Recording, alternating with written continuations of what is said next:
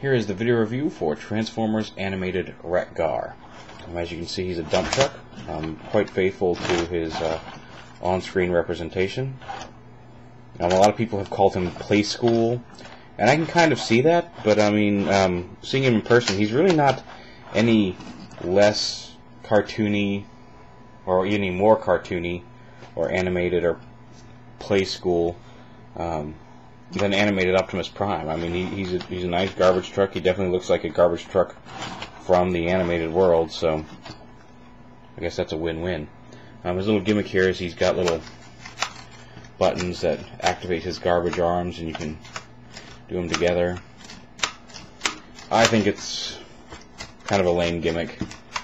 It's not bad, but it's not great, and it does kind of get in the way later on in robot mode. So that has a minus against it as well. It's neat that they added a gimmick, but it's hard to activate together, and really a garbage truck wouldn't really use these separately, so I'm not entirely sure why they even put that in. And the arms can also fold up against, like that. Transformation. Again, start off, flip these up. That's how I usually do it. We want to kind of separate the cab here. And then this whole piece, you can see the cab comes up, this whole piece separates out, and there's most of the robot right there. And fold the wheels in on the cab, and just let that fold up in there. Flip his legs down, like that. Flip out the feet and the heels, and foot and heel. And then you want to pop his arms off here, off the tabs, bring them around, and pull these forward, like that, and rotate them up. And then flip his head up. And his waist panels do flip out a little bit here to give his legs clearance. Fold his arms down. And then what I usually do here, there's a bunch of little different tabs that snap into various places. I pull the truck cab down a little bit because you fold this piece down against his crotch. And I usually let the cab sits in between here. You want to get it so that this tab latches in onto the top of that ridge, just like that. Sometimes it's hard to do. It's easy to bump it up against it right here. But if you just pull that cab down a little bit, it should latch right into place. And then there's a tab right here on the back of his neck that's going to tab into the slot here. And you just push into, you can lift his head forward, you can tilt his head forward a little bit until that match lines up, and then just snap it into place. And there is the basic robot mode for Wreck-gar. It's simplistic, but I think it's a very accurate representation of his character on the show. Maybe a slightly bigger backpack, but he did have that big garbage truck backpack in the show. I don't like these.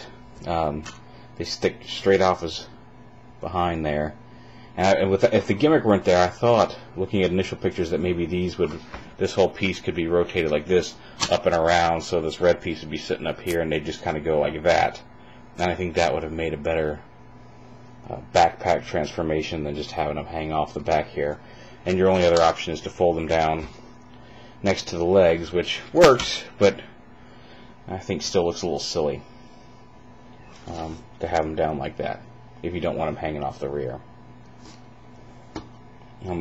But aside from that, he's not bad. His fingers, his thumbs don't move, but his fingers all move as one piece for open wrists. And then if you slide this up, you get a couple of little shields, and then you flip up these little tabs on here. I think there's one with a tab down. There's one with the tab folded up. And we just fold these tabs down, and they can plug into his arms as blades right here, like that. You can do this one on this side. And also, if you want, you can plug them together to give them like a full-size shield. Turn that around so maybe it sits a little lower. If you want to have something like a riot shield or something like that.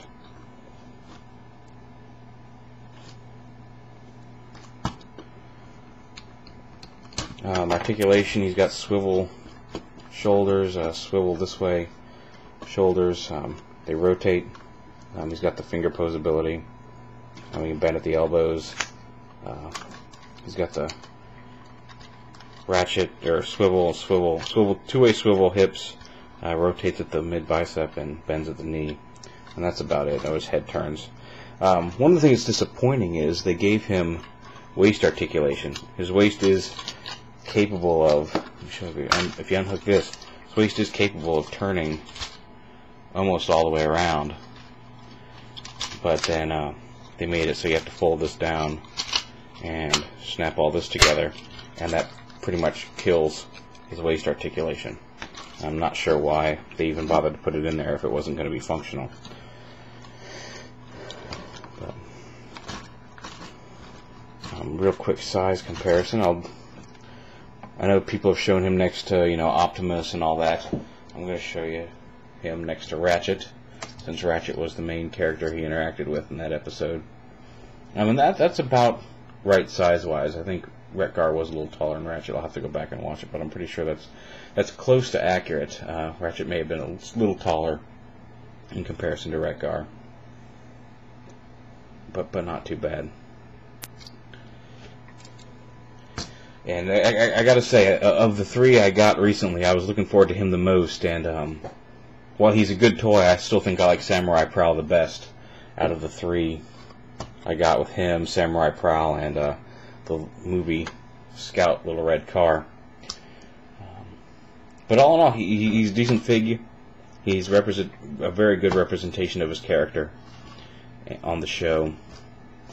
So he gets points for that. He loses some points here for this gimmick, which is not really functional and ends up causing more of a pain in robot mode than it really should. Let's say a good 85 out of 100. He's a decent toy. I like the character. You can't go wrong with a little plastic Weird Al voice running around. And he does have the cool little blades here, which are nice. So pick him up if you see him and you're interested in him. I don't think, again, he's one of those figures that I don't think is going to convert any people to the toy line. But if you're already collecting the figures, he's definitely one of the better ones. So there you have it, Transformers Animated Voyager Wreck-gar.